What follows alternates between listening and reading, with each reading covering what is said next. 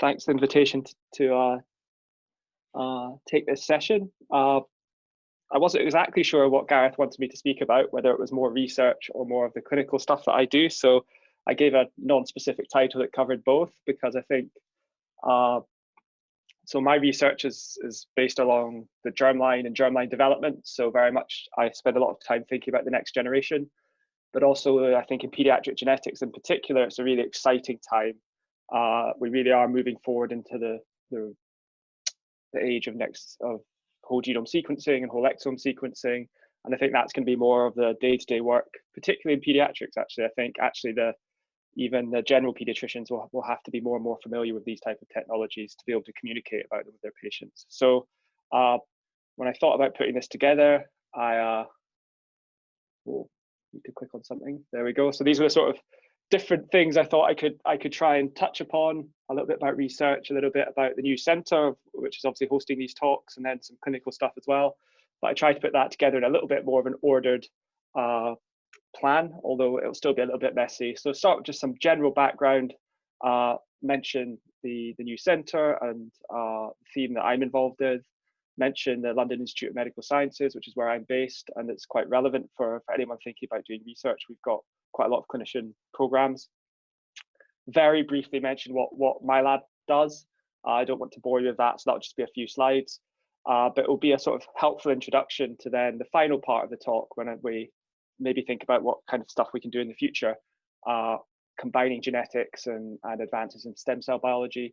And in the middle, a very basic sort of cover-all few slides on clinical genetics, and in particular talking about the R14 rapid trio exome sequencing, which I've been quite heavily involved with in Northwest London, doing the assessments for that. So hopefully quite a lot of different things to talk about. And if anyone has any questions, if you want to just interrupt me, please feel free to, or we can chat at the end. Or obviously my email address was on the front page. You can also drop me a line anytime. So a little bit of background about me. So I've had a sort of slightly quirky career path. I started medical school like everyone else.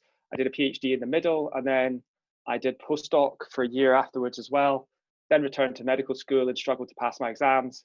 And then did my foundation training, which is when I moved down to London, and I was an academic clinical fellow in pediatrics, during which time I sort of was able to establish my own lab in about 2017-18. Subsequently, I applied to genetics training, and for anyone thinking about that, you can, pediatrics is a very simple route into genetics. Actually, all you need to do is have passed your exams and to have done 2 years on the wards. Most people, I guess, do complete ST3 pediatrics and then go into ST3 genetics. But in theory, if you get through everything, you could leave after ST2 if you've got your exams and you've done the full 24 months on the wards. For me, I did ST3 pediatrics and then jumped ship, but very much want to loop back to be doing mainly pediatric genetics in the future. And I'm a clinical lecturer in genetics now, so my time is split 50-50 between the lab and clinical stuff. So if anyone ever wants to talk to me about just entering genetics and pediatrics, also happy to do that. So yeah, I guess it's been quite a long journey for me. Definitely started off with no use to man or beast. I've finally started to feel vaguely useful, although not always. But yeah, I think it's taking the academic route is a bit of a long drawn out process, but obviously it's leads to lots of extra fun as well. With regards to centre, so I just wanted to have a bit of a plug for the theme that I'm involved with. So as you've probably all been on the website, these are the different research themes. The Origins of Child Health and Disease theme is one that I lead together with Jay Banerjee, who many of you will know from Neonatology. And something I'm really passionate about is the studying development to understand human disease. I think we can learn a lot about some of the problems that emerge in early life if we better understand how the embryo and later the fetus develop. And so this theme is really about bringing together people who are interested in that clinically or from a research point of view. We obviously have quite a lot of overlap with neonatal medicine, which is its own complete theme, but I guess we're sort of more interested in those things that happen slightly before the neonatal period. And we've got a really diverse group of people, many clinicians here that you will recognize. There's still a few people to add, actually. The hematologists are going to join us as well, and lots of basic scientists. And this is the idea of the types of thing that I envisage the theme being involved with. So from a clinical point of view, there's clinical genetics involved, where reproductive medicine, fetal maternal medicine, perinatology, and that's where I guess the neonatologists, we get to grab hold of a few of them and keep them in our theme. And you know, this maps really nicely with the basic science of Imperial is very strong in germ cell biology and germline development, oogenesis, stem cell biology, epigenetics and genomics, and developmental biology. To me, this has always been a natural grouping and covers a lot of the things that I'm interested in. And so I think it's going to be really exciting to see how we can develop this theme of the center going forwards. And one of the key things in the theme is bringing together basic scientists. I just thought I'd put up a slide from the LMS homepage. I think our website's about to be redone, but this is an institute that's based on the Hammersmith campus. At the moment, we're not very visible because we're sort of stuck onto the Commonwealth building with no real entrance, but we've got a fancy new building that is actually on track at the moment, which will be at the other end of the Hammersmith campus from Queen Charlotte's, for those of you who've been to Queen Charlotte's. And so this is a basic science institute. There's a few clinician scientists there, but really the focus is on hardcore science. There's an epigenetics section, quantitative biology, and genes and metabolism. And there's some really, high quality stuff done here. There's lots of, both in the wet lab side and also computationally as well. And you can see here of the people in the center, in my theme, the LMS is well represented with lots of PIs wanting to be interested in working more closely with clinicians. And that's something that the LMS has been pushing for quite a few years. And they have what's called their Chain Florey Clinical Research Scheme, which is a whole sort of suite of different opportunities to get involved in research within the LMS. So it maps on quite nicely to the academic clinical pathway. We used to have an F2 scheme that's been paused because it was just difficult to sustain really with getting it to work on the clinical side. But I guess the jewel in the crown is the PhD program, which is a 3-year PhD, which you can do any time in training pretty much, especially once you've entered specialty training. And you get paid clinical salary, and you get to enter one of the basic labs at the LMS and undertake a really high quality, fully funded PhD. And it's sort of rolling recruitment. So at the moment, there's no advert out, but if you are interested, again, you can email me, or Sharon Citroni is the administrator who deals with it, and she's very knowledgeable about career paths as well. So we do work really hard to fit it in at a time that works for you. And it's better to make contact early, even if it's just a question about whether you might want to do it in the future. We do have a lectureship scheme, which comes a bit later in the day, so at post-PhD, where you can sort of have an opportunity to have a pathway into dependence as a scientist. And we've also got this thing called the continuation fellowship, which we advertise periodically, which gives you 6 months in the lab that you can enter any time during training. In general, we're looking for people who've got PhDs, but that's not our rule. We want someone who's probably done a bit of science, at least a BSc and maybe a master's, but or who can really make a clear case to the fact that they will be able to make the most of 6 months in the lab. And you can enter that any time, and it's 6 months fully funded to do the research. And the second 6 months, if you wanted to do a full year, would probably be a bit more negotiable. So it wouldn't be that it would have to come to an end at 6 months. We just would stop paying your salary at 6 months, but we could work with you to say get you some locum jobs so that you can continue in the lab and still have science funded. So it's quite flexible, that for anyone who wants to spend a year, maybe pre-PhD even, to see if it's the right setting for them to do their science. Of course, all of these things only apply to research in the LMS. We're funding it, so we're really keen that people come and get involved. But we've got a really long history of supporting clinicians in what is a basic science setting. So moving forward, so just a little bit about my lab. So this is my team. My lab's the germline and pluripotency lab. We've got a really diverse international team from places Mexico, Japan, France, Poland. And the focus of the lab is on the germline cycle, which is what has always fascinated me. You often think about life beginning at fertilization, certainly the Catholic Church does, but really life begins much earlier than that, when your parents or your when your parents are developing and your grandparents, they set aside their germline, and it's when they set aside those single cells that they will go on to make the gametes that will eventually give rise to you. And so entering the germline is probably the most important decision a cell ever makes. And all this stuff around the outside, the soma, that's just the soft, squishy stuff to make you good at passing on your germline. So I'm interested in the development of germ cells themselves, but also this germline cycle is really related to pluripotent stem cell biology as well. It's from germline cells, either the epiblast or the blastocyst or early germ cells themselves, we can make pluripotent stem cell lines, which are these stem cells that both self-renew and have the ability to give rise to any tissue. And that's why this is a double-sided arrow here, because you can both make embryonic stem cells from the early embryo, but you can also put them back and re-enter development.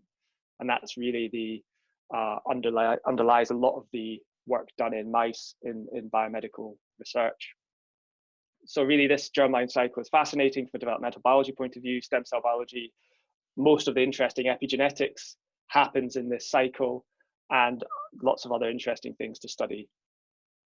So the themes of my lab are really studying how pluripotent cells, either in vitro or in vivo, become germ cells, and the basic processes that occur during that.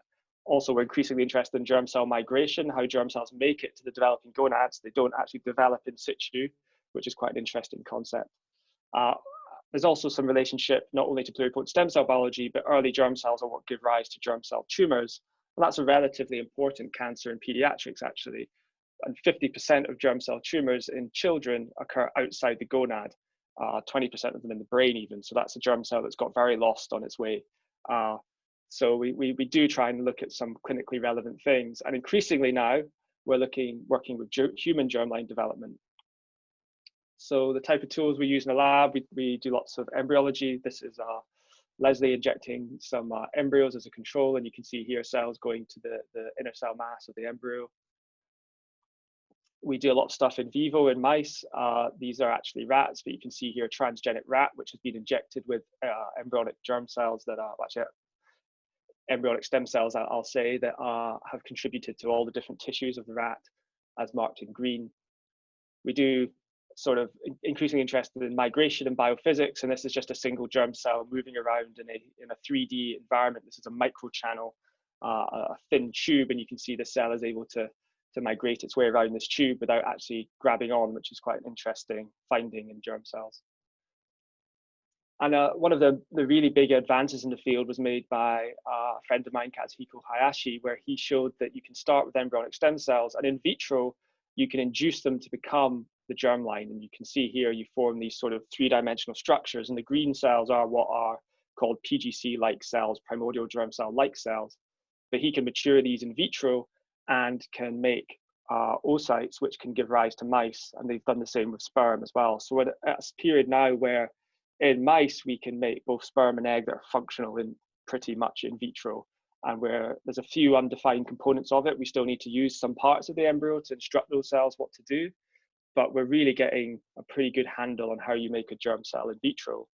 And that's pretty provocative, because you can start to apply that to humans.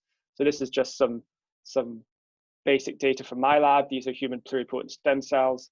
These are intermediate cells, and then we make these aggregates, and 25% of those aggregates contain cells that are human germline precursors. Now the technology is not as advanced in humans. We can't push those forward to make gametes yet, but I would say that that's certainly something that's coming. We can progress them forward in females to sort of an ogonial stage. So I think it's only going to be a matter of time before we can start to direct those even further. And I've got sort of interested in applying this technology to studying infertility. So Sertoli cell-only syndrome is the most severe form of male infertility, and that can be acquired from infection, chemotherapy, lots of other things, to be honest. But you can also just be born like that, so you never have any germ cells. You've just got Sertoli cells in your testes. So our idea is to, first of all, do some gene discovery and find out which genes cause this, and then to model it in vitro. So take patient fibroblasts or blood, make pluripotent stem cells, and then use that to see if those men have a primary defect in making their germline in vitro. we can gene correct the whatever gene we think is the cause, and we can show that we can hopefully rescue that phenotype in vitro. So we can take a man who couldn't make his own germ cells and gene correct him so that he does. And I guess far in the future, you could think about that being a route to therapy, possibly by transplanting gene corrected cells back. That's obviously very controversial because that would be direct human germline editing. At the moment, you wouldn't dream of doing it because there are lots of off-target effects in all of these intermediary steps. But I don't think it's crazy to believe that in 10, 20 years' time, we'll be able to do this quite seamlessly. And then the question is still ethically, will people be happy for us to modify the gene pool? That's what people tend to describe it as when they're against it. It's very interesting when you speak to people about whether they're in favor of this type of thing.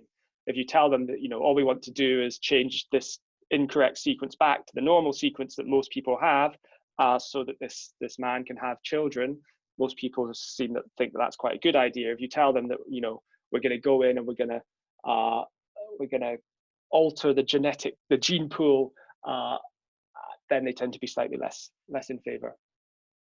So this is one of the things that's bringing me, although my science has always been very sort of fundamental science, this is something that's bringing me back to more clinical types of questions. And this is just showing that we're quite far progressed with this. Patient recruitment's been a little bit impacted by COVID, but this is a healthy control who stupidly gave his arm for a skin biopsy. Here's a fibroblast. This is the healthy control taking a picture of his own stem cells. Here are pluripotent stem cells, and we can show that these cells that started off in the skin are now able to make germ cells in culture. So this is one of those aggregates I showed you earlier. OT4 and AP2 gamma are two markers of the germline. So I was pleased to see this because I've not proven myself to have germline capability yet, but at least I can make the relevant cell types. So that's very quick background on lots of things, and I thought I'd change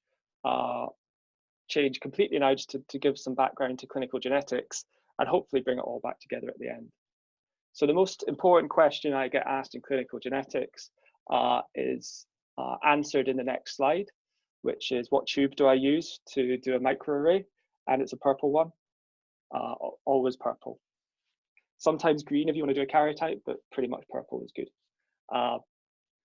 So clinical genetics is, most of you will be familiar with what we do. It's a diagnostic service, and we provide genetic counseling for people with chromosomal problems, single gene disorders, familial cancer, and cancer-prone syndromes are a big part of the work. Maybe a part that I'm less interested in, but it's something that we do as a service. And then birth defects with a genetic component. So yeah, we basically get to be quite geeky, spend a lot of our time thinking very carefully about individual genetic disorders, some of which are very rare, so we get to spend lots of time on PubMed. But it's very rewarding, and so you don't spend much time face-to-face when you're doing that, but you do get to have really difficult conversations with people. Some of these diagnoses you're giving them, either for them or their family members, have got implications not just for them and their future, but their whole family. And so actually, I think if you're someone who likes doing difficult conversations, I think it's a really good specialty for that. Anyone who's seen me doing R14 trioexomes know that I spend a lot of time breaking bad news, which is important that it's done well. So don't need to tell you anything about that. These are chromosomes. You know that chromosomes can be unwound in theory, and then you've got your genetic code. That nuclear DNA is not the whole story. There's mitochondrial DNA, although strictly speaking, many of the mitochondrial genes are in nuclear DNA anyway, but there is a whole separate mitochondrial genome. Not everything is monogenetic. There are polygenic disorders which we can't really test for with current technology. Epigenetics plays a role, although probably much overstated, and I'm saying that as someone who works on epigenetics in the lab. You can get mosaicism, which can make things complicated, and multifactorial diseases. And also environment and development, which really development is impacted by environment of the womb. And actually, just because someone's got a complex disorder doesn't have to be genetics. It can be just the complexity in making a human goes wrong sometimes, and that can be quite a difficult thing to explain to families who have had a genetic test thinking it's going to be the answer, and actually there are some disorders that, for all intents and purposes, you think they must be genetic, but there's no evidence that they actually are. Now, rare disease is obviously a big part of our work, and I quite like the term collectively common. So yes, rare diseases are rare, but they affect many people because there's many rare diseases. So we reckon about 1 in 17 people could be affected by rare disease in their life. So this is a huge amount of important work. It's not focusing on a minority of people, actually. It's focusing on a really big, important patient group. This is just some of your epidemiology of genetic disorders. I'm not going to whiz through this, but you can always come back if you want some statistics on this. But again, genetic disorders are pretty common. Our service, Northwest Thames Regional Genetics Service, sometimes people still call us a Kennedy Galton Centre, but Galton, as many of you know, was an awful eugenicist, so we're trying not to use that name anymore, along with UCL, who've renamed all of their lecture theatres and stuff. So we cover a big population, 4 million people. We've got lots of clinics, lots of consultants. At any one time, we seem to have less trainees than that because lots of people we move around a bit in genetics training in London, and there's lots of maternity leave and things like that. So at the moment, I think there's only really me in the department, actually. Then we've got our lab is based at Great Ormond Street. So many of you will have seen this form, although the non-coloured version. This is still, although it goes to Great Ormond Street, we have a shared lab, and Great Ormond Street is a completely separate service covering a different patient population. So it's really just divided by area. We work very closely together. But it does sometimes, I think some people have in their mind that all genetics is based out of Great Ormond Street, which isn't the case. So type of referrals we get congenital abnormalities, developmental delay, unexplained growth problems, dysmorphic features, intellectual disability, behavioral problems. So if you think about it, this is a huge amount of work in pediatrics in general. And just a very brief introduction to the type of tests we can do. We can test for single genes, although increasingly what we tend to do is sequence much more genetic material than that and just look at a single gene. But traditionally, if you think someone's got a genetic disorder caused by a single gene, what you do is you just go in and sequence that single gene and look for a mutation. There's larger scale genotyping or panels, which are a way to, if you've got a condition that could be caused by a small number or a medium number of genes, you might just want to do a panel of genes rather than focusing on one gene, and that's still possible. Although again, I think this will come to an end pretty soon. Whole exome sequencing is focusing on those bits of DNA that are encoded, that encode the genes. So that's only about 1 to 2% of your total DNA, and you just find a way to pull out those sequences and sequence them rather than sequencing all of DNA. But now increasingly we're doing whole genome sequencing, which has got benefits, but has also got challenges. So visually, this is the difference between an exome and a genome. So this is your whole genome, and you zoom in and you take into account just the exome, which are the bits that make the genes. So if you just compare different individuals, two unrelated individuals, we have lots and lots of variation in our genome. So like 20,000 different variants just in the exome and 3 million within the genome. So this information is difficult. It's being helped by the huge databases we have now, but just finding a mutation or a variant, as we now call it, in the genome is not in itself necessarily that helpful. We classify variants, and there's an ACMG criteria for that, from benign, likely benign, all the way to confirmed pathogenic. And many, to be able to diagnose someone with a genetic condition, you need to have either a pathogenic or likely pathogenic change in the genome. There are a lot of people who find themselves with changes that are variants of uncertain significance that sit in this class 3, and they're the disaster for genetics, because you can't tell people for sure that this is the cause of their condition, and you can't offer them things like pre-implantation genetic diagnosis or prenatal testing because you've not confirmed it. So, and a large number of these, of course, will be completely unrelated to the condition that the person has, but could cause them anxiety because we just can't tell them for sure that it's not important. So you find this is a slide stolen from my boss. Actually, we find a class 5 variant. Can we be certain of a genetic diagnosis? Well, actually not. It will obviously depend where that is, and also if it's a recessive disorder, you may have a class 5 variant, but you may be completely unaffected. And as we do more and more whole genome sequencing, interpretation becomes the big issue. It's not the sequencing itself. Sequencing now is getting cheaper and cheaper. And really, we're moving from a period where genetics was very much about wise old men with long beards sitting there going, I think you might have this, and we can't really test for it anyway, or to be able to do a very limited number of tests, to now actually we can just quite easily, in theory, sequence most people. But the problem then is interpretation, and it becomes this what they call reverse phenotyping. So rather than thinking very carefully about what someone might have to begin with, you just sequence their DNA, find out what variants they have, and try and map them back onto the person. Well, that's much less powerful and much more dangerous, and could lead to more incorrect diagnoses. So overinterpretation of whole genome sequencing is a big problem. Coincidental findings, we have to counsel people very carefully about those, because you may see something that could have real relevance to their health, but you may not have actually consented that person to give them that information. And diagnostic yield remains really dependent on clinical indication. And I'll mention that again when we come to the trio exomes.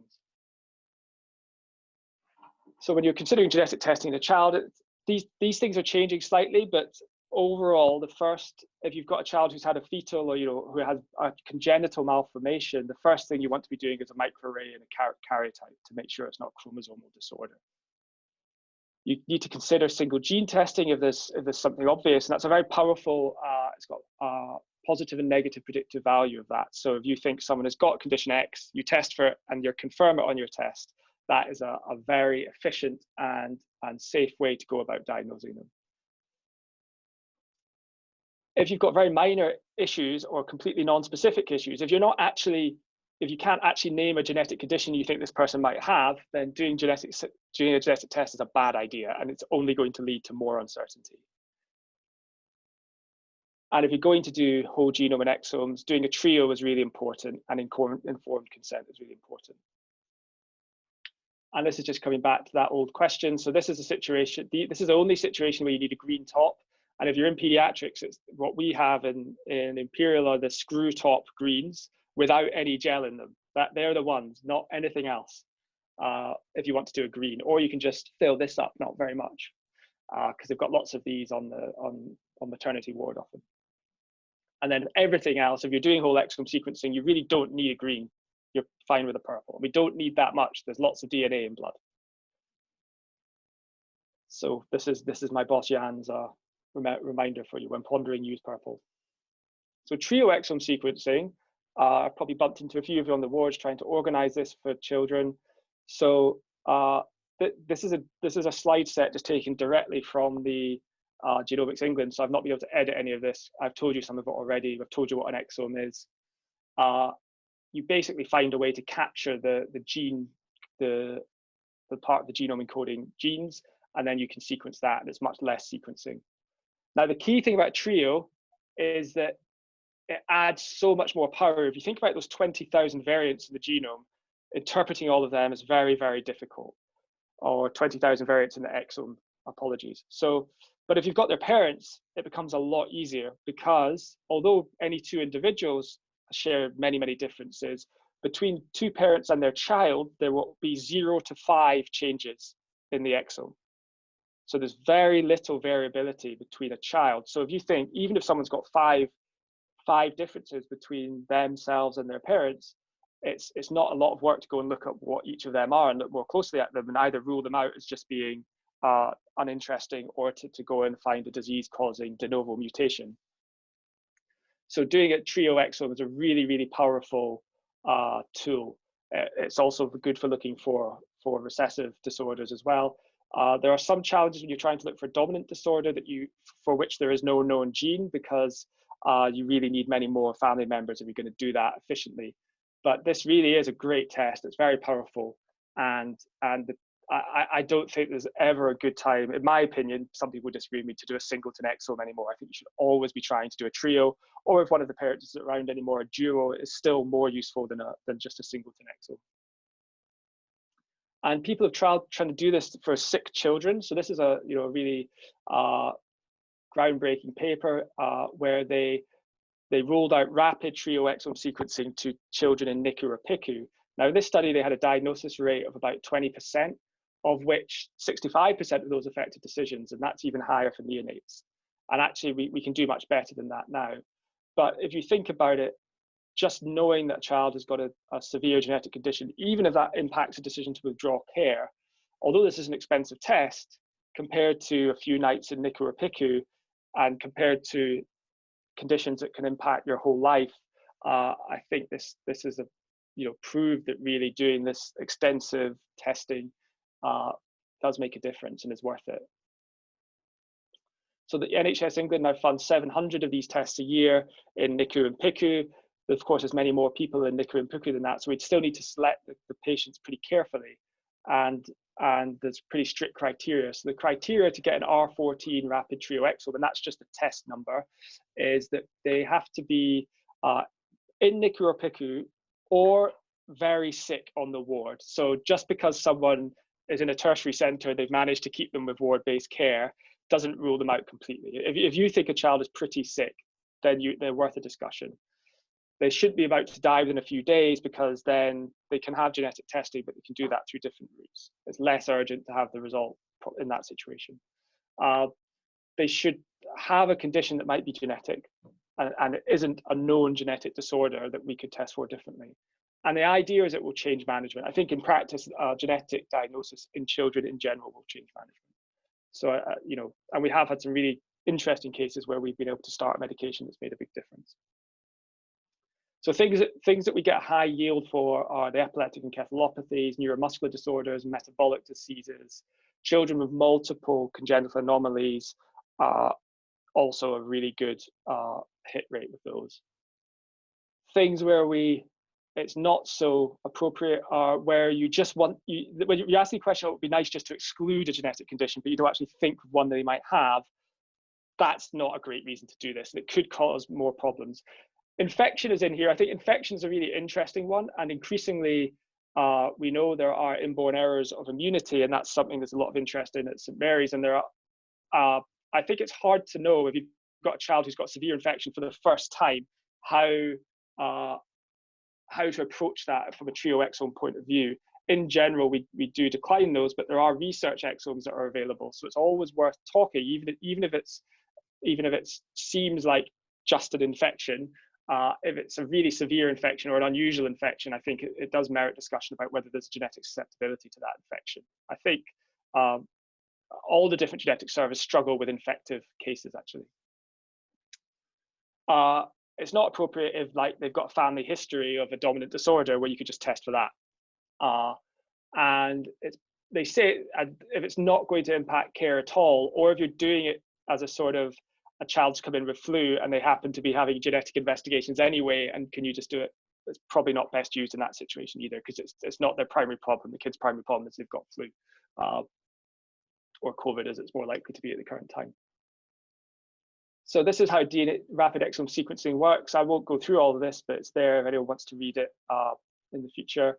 A key part of this is the clinical scientists, and the clinical scientists at Exeter are the people who analyze this data, and they are amazing, but they can only work with what we give them. So every bit of relevant clinical information is important. If there's severe liver disease as part of the diagnosis and they don't know that, they may rule out some conditions as going forward, because they almost all involve severe liver disorder. So we really need to give them rich clinical information to help them with their job. So in neonates, what the type of patients we usually take forward are those with dysmorphic features or congenital abnormalities, and especially both. Just a child who has got soft dysmorphisms but is otherwise well, tricky. Unexplained or abnormal neurology, abnormal brain MRIs are pretty, often can be genetic, although obviously if it's a classic HIE and there's nothing else going on, then we wouldn't do one there. Unusual clinical course is really important. We rely on the clinical team looking after the child to communicate that this just isn't going the way we normally see it. So obviously we like to rule out trisomies, obvious things that may not be picked up by trioexome like Prader-Willi, and family histories where we can do other testing. So expertise and subspecialty reviews really help to give us that rich information for the phenotype. But basically, if you've got a child who fits this, then we absolutely encourage you to call clinical genetics. We will come very quickly, or just give advice over the phone. People can, I've blanked out my mobile phone because this is being recorded, but our details are on this rapid trio sequencing, which I think is certainly posted up in neonatal units. But basically, if you want to run something by us for this rapid trio exome, just call or WhatsApp. If you're going to call, it's better to use your mobile, not because I'm going to then hound you, but just because if I try and call back a hospital number, it doesn't go back to you. So message, call, WhatsApp, anytime. The whole point of this is it's supposed to be rapid. So whether it's the weekend, whether it's after hours, I'm happy to call at any time. And I'm the first point of contact because I'm usually the person who comes and sees the children. So what genetics do now is we see the patient within 48 hours. We all increasingly do video consults, and at Mary's NICU, we now have a really cool cart to do that, but we do consent parents to use FaceTime, whatever, just so other people can see the child. We consent the parents, we do all the paperwork, we can even help with blood taking if we need to, and we do all the chasing, and we come back in 2 weeks and we give you a diagnosis. So yeah, this is what we look like in our own minds. So neonatal teams and pediatric teams, what we need is good case selection, discuss early and often. So we never say no, never to a trio exome, but we may say not at the moment. And if the clinical picture changes, we're more than happy to come and reassess. Subspecialty reviews and investigations, they really help with establishing a genetic diagnosis. And we need parents there so we can consent them. I won't go through that in more detail. So yeah, we need to get the blood to the lab very quickly, is important as well. I've already gone through who's eligible. And here's just one case that I'll whiz through quite quickly. So this was a 28-day-old baby who was born prematurely, been at Mary's with poor feeding, required some respiratory support, but not much, to be honest. Had dysmorphic features, down slanting palpable fissures, flat nasal bridge, micrognathia, low set ears, limbs were okay. There was an ongoing problem with the baby's feeding. The neonatal team didn't think there was severe neurology at that time. They hadn't had any seizures. The parents weren't related. Cranial ultrasound was normal and MRI was pending.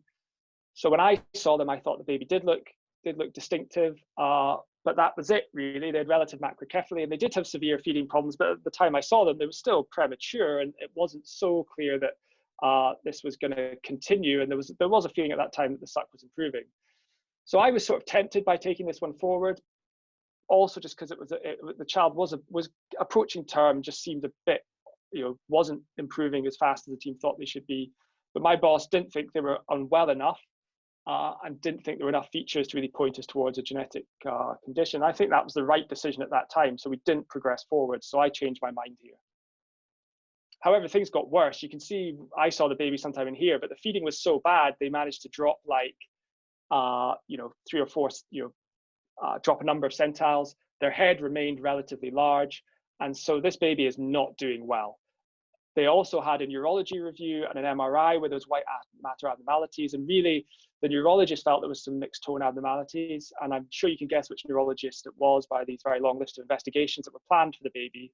Well, actually, many of the conditions that these are looking for would be covered by a whole exome. So why put the baby through all of this when we can do a whole exome? So at this stage, we decided to take this forward. And now it sounds like a really good case, right? Because they've got dysmorphic features, they've got abnormal neurology and abnormal MRI. And they're now a number of weeks post-term and they're still not sucking and they're still not tolerating feeds. So this baby now looks like a really good candidate, and they ended up having CFC syndrome, although they didn't have a cardiac abnormality, and their skin didn't have any of the classic features, but they did have the face, and the skin and the cardiac problems can develop later. So this is a rasopathy, a rarer version of Noonan's, or similar to Noonan syndrome that many people will be aware of. And it is always something to consider, the rasopathies in general. For a baby who's got feeding problems and is floppy, it's on the differential there for sure. Often do have cardiac problems, but not always. So feeding difficulties in 28 out of 39 patients in this series, 19 going on to have PaeCH, so proper feeding problems. So I think this case is really good just to sort of take you through the thought processes that go on, and just to show that it's a movable threshold. This baby wasn't really acutely unwell, but they were in SCABU. But what made us more likely to do it was that the chances of it being genetic went up massively over time. And so I think our decision making is always a balance between how sick the patient is really important, but also what is this really likely to be genetic? Now, if they're a little bit less sick, but it's very high chance we're going to get an answer, we're much more likely to do it because that's useful. And I think any significant dysmorphism and if there's another organ affected is worth discussing, especially if they're in NICU, because we now see these patients pretty quickly and we can now turn around testing pretty quickly. And we're very happy to come and review them. We get to see lots of interesting babies. So this is how we've been doing as a service so far. I think we've had probably more referrals than that because we reject a few of them quite early on, but 8 seriously considered rejection, of which 4 did have a genetic condition. It's just one of them was trisomy 18. The other one we thought would have a chromosomal condition, and they did. The other one we managed to diagnose because their sibling had had genetic investigations previously, and one of them had a family history of kabuki. Although interestingly, that child ended up having a separate genetic disorder, which was only found with subsequent follow-up. And we've turned down ones where there wasn't really a genetic condition we could think of, and it sounded slightly dominant history. And we've turned down a few that just sounded infection with nothing else going on, and we couldn't really be convinced it was sort of going to be an immunity problem. So for us, we've accepted 30, and we've led to 23 diagnoses and 21 patients. We've had 2 patients with dual diagnoses, and one of them is a double recessive, and one was 2 de novo conditions, which is extremely rare. And we've had one that was a VUS, which we're just waiting. So this is a child who had an epilepsy who's got a citrate transporter mutation, which I'm almost certain is the cause, but we just don't have enough evidence to be certain yet, but we're working on that one still. So that's 70% of the kids we take forward for exome will get a diagnosis, which is, I think, sort of double the national average, which is about 35%, but we're all getting better than that early study. And I think this partly speaks to the really good work on the wards, the teams giving us good cases, and also our population in Northwest London is probably quite enriched for genetic diagnoses. So a whole host of different conditions, some very, very rare, some relatively common, a number of rasopathies, a number of epileptic encephalopathies is probably one of our most common things. We've been getting congenital myasinic syndrome, so 2 of them where we were able to start treatment and get them off the ventilator. Also, where is it? Brown-Violetto-Van Leer syndrome, is that written down somewhere? Yep. So this is a riboflavin transporter disorder, which we're able to start the child on, and she went from not standing to standing. So we do get some good news diagnoses where we can give a treatment, but a lot of these are obviously pretty severe conditions, which is tough news to have. So from this part of the talk, take-home messages: if they're sick and you think they've got a genetic disorder, just give us a call. We're happy to come and see them. So final couple of minutes just about the future. From a clinical point of view, whole genome sequencing is going to be rolled out this year for most genetic tests, and a lot of the responsibility for this is going to be on paediatrics, I think, although we've not agreed a pathway as far as I know in Northwest London. It's important to remember that although they're going to sequence the whole genome of children for genetic testing, it's going to be back to a panel base. It's going to be a virtual panel. So if you give the lab the wrong phenotype, they could have a class 5 mutation in another gene that they won't pick up because they've not looked at it. So it's almost a misnomer to call this whole genome sequencing, because the fact you sequence a whole genome is slightly irrelevant if you're not going to look at it. And I think that's been an issue with the 100,000 Genome Project as well. It's panel based, and a panel just means a panel of a few hundred or a few thousand genes that they're going to analyze, not the whole thing. Now, down the road in the future, as we get better at analyzing the data and it's more automated, maybe there'll be much more actual whole genome testing.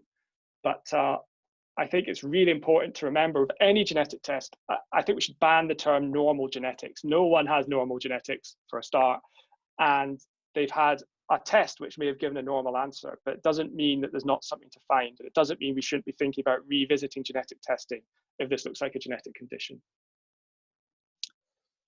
So that's whole genome sequencing. In the future, also some ideas for research. So I showed you this earlier, which was just a proof of principle going from my skin fibroblasts to germ cells. But this Ips Cell Technology, I think, is going to be something we can maybe work into our genetic diagnoses. And the idea of that is typically you start with the patient either by making stem cells in a dish or by directly making organoids, tissue type stem cells. We can then do things like in vitro disease modeling, we can do assays, and this should loop back and be able to benefit the patient. Now, sometimes in genetics, we might be able to use this in diagnosis. If you've got, so this citrate transporter disorder I mentioned, if we could take some cells from the patient, make stem cells, and then show that tissue we make from those stem cells doesn't transport citrate very well, that would allow us to upgrade our variant of uncertain significance to a diagnostic variant. So this could be useful in genetics for diagnosis, and then for the future for doing disease modeling. And one idea for that is you can take pluripotent stem cells, you can now make them into cerebral organoids. So you see here, these are quite small, but they have got really complex structures. This is stained for the different layers of the cortex. So you can go from a patient and you can have a little mini brain in a dish. Now, if you wanted to say, look at drug libraries and see what might be the best treatment for epileptic encephalopathy, these organoids can fire action potentials, and they have differences when they're made from patients with some genetic disorders. So you could use this for drug screening as well. And I think in neonates, this is a real opportunity because you're diagnosing a baby that looks like this, and they're going to have that diagnosis for months, years, hopefully many years.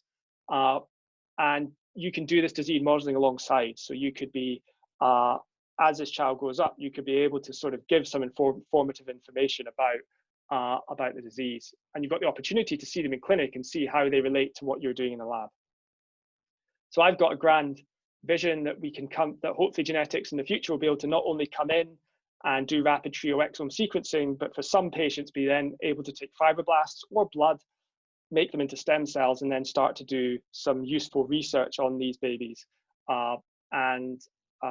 We've got a little bit of startup funding to try and get this going in the next year, but it's just going to be proof of principle stuff. But I think this is a really exciting opportunity and is applicable to many other parts of medicine as well. But I think the neonatal and children and pediatric setting, I think, is particularly interesting for this reason. So take-home messages: it's an exciting time for clinical genetics. Genetics is going to be a bigger part of everyone's clinical practice. Discuss cases early and often. I think there's loads of exciting research opportunities going forward. But the basics of good clinical medicine still apply. The genome doesn't tell us everything or really anything unless we approach it with good clinical information. So call clinical genetics, purple tube, never say normal genetics, and I'll take any questions. If anyone wants to just shout out or type in the box, I don't mind. Hi, Harry. Hello. Can I ask two quick questions? The first one is, you saying how we're going to move towards doing whole genome sequencing rather than whole exome sequencing in practice. I kind of failed to understand why in clinical diagnostics that's going to be helpful, just because I feel like we don't understand like intronic variants as well, and I don't really see what it's going to add to do whole genome rather than whole exome. Well, I think you will get more intronic variants, and some of them we do understand and some of them we don't. Also, regulatory sequences are important. You know, I mean, how you do the numbers is a bit difficult, but they reckon you can increase your load by about 15% by doing a whole genome. Now, some of those, at the start, there will be cases where it's going to take a long time to get, because I mean, they're going to look at the exome first, right? They're going to first of all rule out you don't have a coding problem. Then it may be that you extend the analysis to nearby regulatory elements. And so I think you're right in that it's probably not going to make that big an immediate impact. It's also just a new flashy thing, right? And people just like to say that we're leading the world in whole genome sequencing. I think for R14 we'll go to whole genome, but turning it around quick enough is a problem for that. And again, they'll just focus on the exome for that. But I think our ability to call these regulatory elements will increase and increase, and especially for those people who've got an amazing phenotype. So those people who've got barn door tuberous sclerosis, but you don't have a mutation, and that's like 10% of those kids don't have a genetic diagnosis yet. I'm certain that this will be a way to try and find the mutations in that situation. So those type of things are going to take a long time, and whole genome sequencing, as I said, we're not going to use it for R14 at the start because it's going to take longer to analyze and do all the sequencing, obviously, because it's like 10 times more sequencing. So yeah. I don't think it's going to your point is well made. I don't think it's going to make that big a difference at the start, but I think as we learn more, it probably will. That makes sense. And then the other thing I just wanted to ask is for R14, when you look at those, you do this trio analysis, what do you look at? Do you like focus on, say, like a neurodevelopmental panel, or do you look at everything that is flagged as de novo? So you'd have to speak to one of the clinical scientists about exactly their workflow. I think they'd probably look at de novos first, because that's a very small number of things. So quick scan of de novos, I guess. And then I think they probably, it's called gene agnostic. So in theory, they will look at the whole exome if they have to. In practice, I'm sure they do they've got good clinical information. I mean, sometimes we say we think it's this gene, especially if it's a skeletal disorder, and Ali Calder's got in on the case. He's usually told us exactly what it is, and then we just go and look at that gene and it's done, right? Yeah. And at that point, they probably do scan the rest of the exome very quickly to make sure there's nothing barn door that they've missed, but really they can just do a single gene. And believe it or not, I suspect single gene testing in the NHS is going down the route of just being they'll just do whole genome sequencing and then look at single genes, which I think is nuts, but it's an easier workflow. So I suspect they look at single genes if we've made suggestions. They then look at a panel, and then if the panel isn't right, they then will look more broadly. And the R14s is supposed to be gene agnostic, so they really should, if they've not found anything, they should be looking through all the data. And that's why you often, the negatives often take longer, right? Because it's taking them much more time to go through things. Mm-hmm. Thanks. Harry, that was a great talk. A comment on the previous question, also a couple of other comments. I mean, in terms of introns, I'm sure you're well aware that in the CFTR R117H mutation, its manifestations are dramatically altered by the polythymidine repeats in intron 8. So I can see there are, at least in that situation, a use for that. About 100 years ago, when I was what was then called a houseman, my boss used to say to me, and I gave him lots of opportunities for saying it, that if you do a bloody silly test, you get a bloody silly answer. And I think your point about just sort of hopefully firing off some DNA into the ethosphere and hoping that you'll get some sort of answer is more likely to produce chaos and confusion than enlightenment. And I thought also particularly important that you stressed that 1 in 16 or 1 in 17 has a, quote, rare disease, because what that clearly shows is that you can have the coexistence of two rare diseases in the same individual is not at all unlikely. And indeed, recently we've had a family at the Brompton who were known to have Bardet-Biedl syndrome, but some of them also had pleural effusions, which is not a feature of that syndrome. And they have a PIEZ01 mutation, which is something I'd never heard. Well, I'd just about heard of it, but never seen. So two very rare diseases in the same family. So the teaching point for me from that was, if you see a syndrome with something that doesn't fit, don't assume you're just about to write a paper describing a new feature of the syndrome. Maybe there's a second disease there, and talk to the geneticist again. No, and I think that's really, really good point. There's been a few cases we've had recently where, it's natural, you can sort of switch off when someone's got a genetic diagnosis, especially if it's rare and especially if it's quite variable, that, you think, you put down something that is completely not a feature of that genetic syndrome just to being a part of it. And yeah, I think it's really important, especially with reverse phenotyping, that you can fall into that trap. It's just easier to do because you think, I definitely think I'm more of a Hickham's dictum person than the patient can have as many diseases as they damn well want. I don't think everything has to be explained, by Occam's razor. We've had a baby recently who we didn't quite understand them because they looked like they had Noonan syndrome, but they also had severe epilepsy, which is not a common feature of Noonan at all. And what they had was 2 de novo mutations. So it wasn't a consanguineous family. Dual recessives are not uncommon, but that patient had, and the Noonan syndrome is the less severe diagnosis for this baby, actually. That's got severe epileptic encephalopathy. So it's been, I actually doing these cases has been like hugely good for my learning in terms of just not switching your mind off to other things that could be going on. And yeah, I think it will be interesting to see how many dual diagnoses emerge. I suspect there's a lot. We've had outside of the rapid trios, I think I've had 4 or 5 this year. So there's a question from Tom Semple in the chat. How often should genetics be, quotes, retested, unquote, to look for recognized mutations that weren't recognized at the time of testing? And is there a future plan to allow repeated re-examination of previously undiagnosed children? And we've seen this particularly in the context of pediatric interstitial lung disease, where the panel of single gene disorders is expanding exponentially. Yeah, I think now this is a strength of having the whole exomes and the whole genomes, is you can always go back. The 100,000 genomes has been great, but I'm shocked that there's not a reanalysis pipeline that's just running as an automated system. I would say that and we've had recently a really awful case of a family who the previous child died young and had been through 100,000 genomes.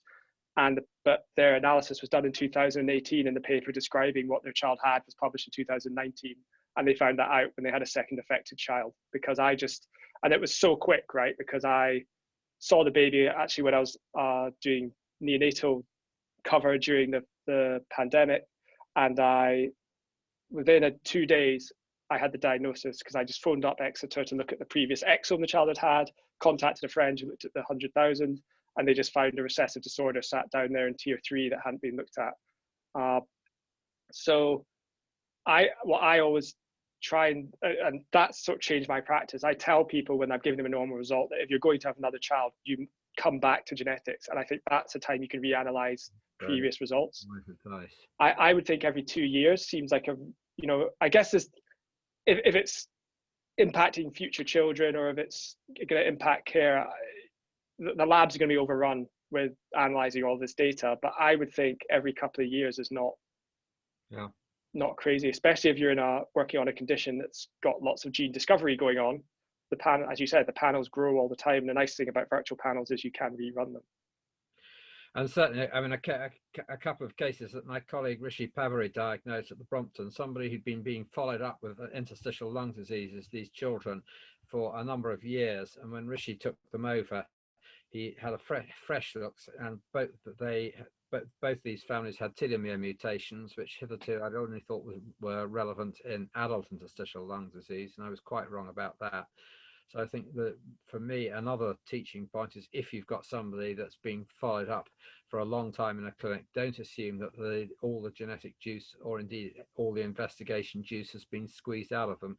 Just think, should you be going back? Should you be investigating again? Should you be talking to the geneticists again? Don't take the previous diagnosis for granted, no matter how eminent the diagnostician. Yeah, I fully agree.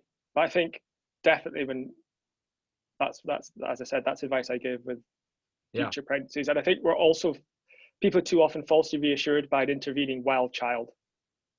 So that people like to then think, oh, it was probably de novo. Yeah, and to underline your talk about genetic mutations, I had a truly ghastly case.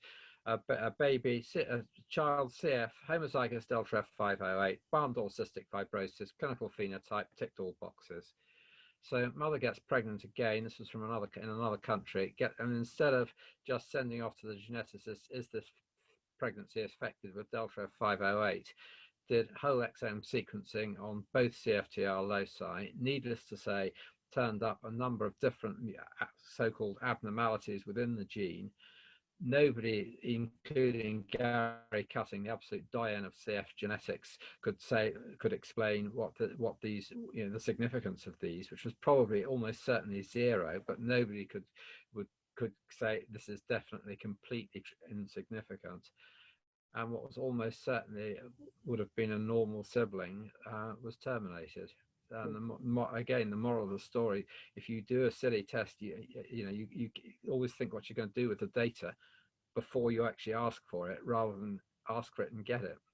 At least in my view. I think that's. I mean, also I didn't mention this in my talk, I don't think, but they've just rolled out fetal exomes are now available. And I think that the committee who decide whether they go ahead with them really have that to take into the decision-making process. You know, that's where variants of uncertain significance can be really significant and make it very difficult, you know, lead to very challenging decisions. So yeah, in some ways I'm quite glad I'm not involved in the fetal exomes, because I think it's very challenging. I mean, it's relatively easy with, you know, the technology of getting the data. That's fine. It's what you actually do with the damn stuff.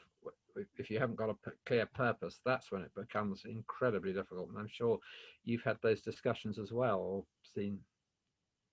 And I think that's something that I mean, I think doing these rapid trio exomes is actually, I'm really sort of proud to be involved in that service, because I think it is a really efficient service that gets diagnosis. But what I'm always worried about is the downside of it is the parents really haven't had an opportunity to get used to the idea that their child might have something like this, especially if it's a baby who just had some seizures and is now looking a bit better, term baby, looks totally well.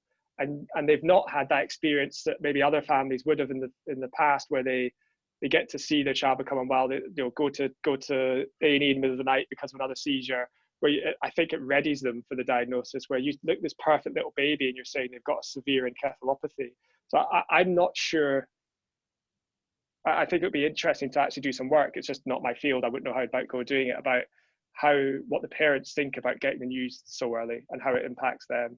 I mean, there's obvious benefits in that they don't have all those sometimes years of uncertainty, but it's a huge hit to take at a really vulnerable time. And yeah, that's my only worry about this is it's really tough news to be taking. And, you know, as you saw from that list, there aren't that many happy diagnoses we're making.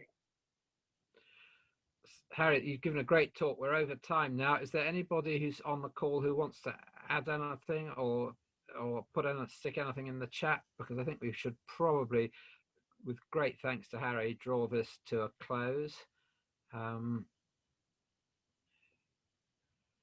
So if not, see everybody next week. Harry, thanks very much indeed, and thanks particularly those who want to get a career in genetics, or talk to Harry. Go on the centre website.